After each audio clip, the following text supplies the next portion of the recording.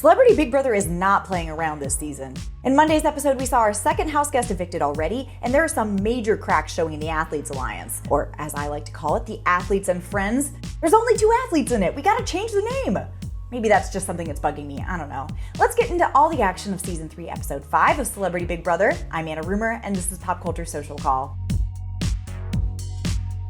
Sunday's episode ended with Chris Kirkpatrick nominating Mirai Nagasu and 𝐒𝐿, much to the dismay of his allies, Miesha Tate and Todrick Hall. They really wanted Carson Kressley to go up after seeing that, oh yeah, he can win comps, and obviously he's super charming. But NSYNC Chris was like, excuse me, you had your HOH, I will be conducting my own, thank you.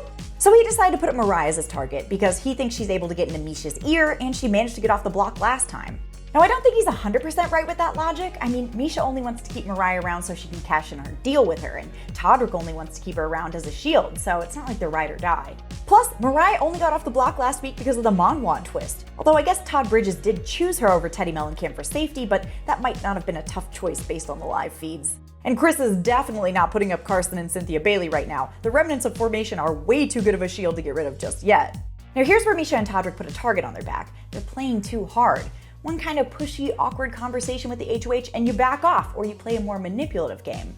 What you don't do is corner the HOH in the kitchen to have that same conversation again. That's not gonna work. Chris said last HOH was Miesha's, and he went along with her idea, so he expects the same from his other ally members. Then he goes to his final 2, Shayna Moakler, and is like, listen, they're trying to manipulate me, they're pushing too hard. If Mirai comes off the block somehow, maybe we make a big swing and put up Todrick.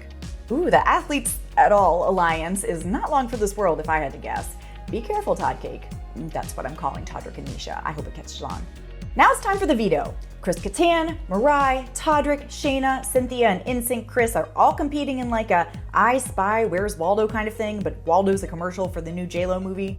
Now preface, I do not mean this as a dig, but was NSYNC Chris throwing this competition? It didn't seem that hard and everyone was doing pretty well and he was getting like literally no points. Now maybe he was just bad at it, but maybe he didn't want to win the power of veto so he wouldn't have to get any blood on his hands, taking Mirai down to backdoor Todrick, and if no one else did that then he would still get Mirai out. So I don't know, it kind of works on both points.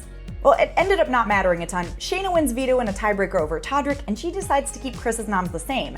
Not the most fascinating choice, but it still works for her alliance and her final 2. Okay, we're down to the vote. But right before we get to that, it's time for the honorable mention moment of the night.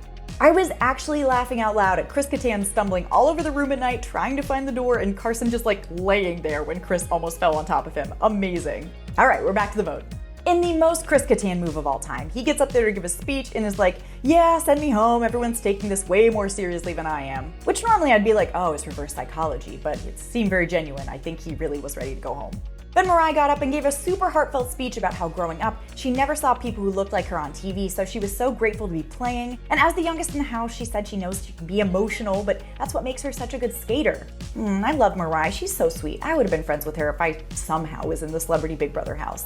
Now, despite how both of these speeches went and all the tension between Miesha and Todrick and Chris and Shayna, everyone fell in line with the plan and Mirai was unanimously voted out as the second house guest to leave.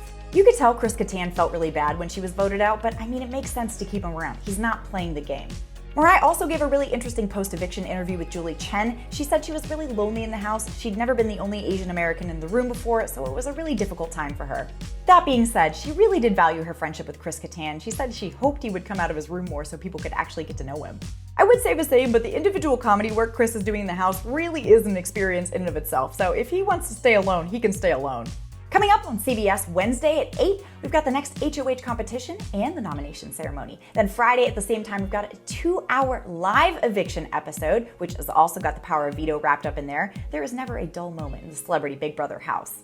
Hit subscribe on our channel so you don't miss any of our recaps and head over to popculture.com for more of the latest entertainment news. Until next time, I'm Anna Rumer and this is Pop Culture Social Call.